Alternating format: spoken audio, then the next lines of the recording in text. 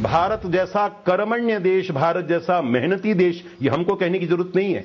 जिस पश्चिम के पुरुषार्थ से योगीराज रामदेव जी महाराज अत्यंत प्रभावित हो रहे हैं, उस पश्चिम ने भी स्वीकार कर लिया। हाहाकार कर रहा है अमेरिका, राष्ट्रपति कह रहा है संभल जाओ अमेरिकियों, भारतीय आ रहे हैं, तुम्हारे स्थान पर कब्जा करेंगे।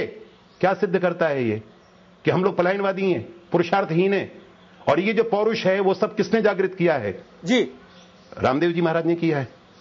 आदि शंकराचार्य की जाति है ये, गौतम की, कपिल की, कणाद की, अगस्त्य की, भरद्वाज की, वशिष्ठ की, वाल्मीकि की, वेदव्यास की। जी, लेकिन आचार्य धर्मेंद्र, मुझे ये बताइए, अगर बाबा रामदेव ये कह रहे हैं कि सन्यासी का काम ये नहीं कि वो सन्यास छोड़ दे, उसे संसार छोड़ दे, उसे संसार छोड़ने की जरूरत नहीं है, उसे संसार में रहना चाहिए और फिर संसार को बदलना चाहिए, क्या इस बात में कुछ सत्य आपको लगता है?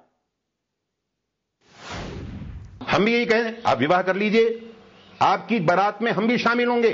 संसार के सबसे बड़े जो योगी हैं, योगियों के महायोगी हैं भगवान शिव, उन्होंने 2 विवाह किए, तो करिए ना। हम भी आपको यही आह्वान करते हैं कि गौतम, कपिल, गणाद, अगस्त्य, भरद्वाज, वशिष्ठ, वाल्मीकि के समान जी, अरुंधति और वशिष्ठ के समान आप भी जोड़ा बनाइए ना जी।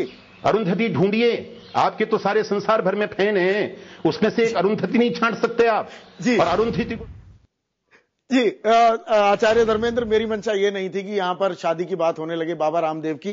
खैर, आप हमारे साथ चर्चा में जुड़े, आपका बहुत बहुत शुक्रिया। लेकिन दर्शकों को बता दें कि इस मुद्दे पर मेरे सहयोगी आनंद मोहन श्रीवास्तव ने बात की ज्योतिर्मठ प्रयाग के शंकराचार्य वासुदेवानंद सरस्वती से, और उनका कहना है कि हर धर्म ने शंकराचार्य के सिद्धांत को मान्यता दी है। बाबा रामदेव को कुछ बोलने से पहले उसका गहन अध्ययन करना चाहिए।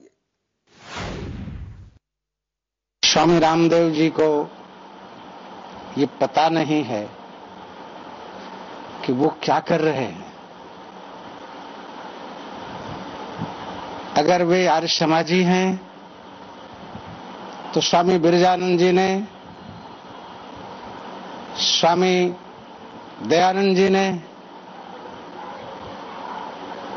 मूर्त पूजा का तो खंडन किया है, परंतु अद्वैत सिद्धांत का खंडन नहीं किया है और भगवान शंकराचार्य का खंडन नहीं किया है, क्योंकि उसी परंपरा के वो थे। स्वामी रामदेव जी 2-4 अक्षर वर्तमान पद्धति से पढ़ लिए होंगे तो उनको संत अथवा विद्वान नहीं कहा जा सकता। योगाचार्य की उपाधि उनको किसने दी? योग का एक अंश भी उनको पता नहीं है, योग शब्द का अर्थ भी नहीं जानते, योग शब्द की व्युत्पत्ति क्या है वह भी नहीं जानते। केवल कसरत करने को योग नहीं कहते हैं।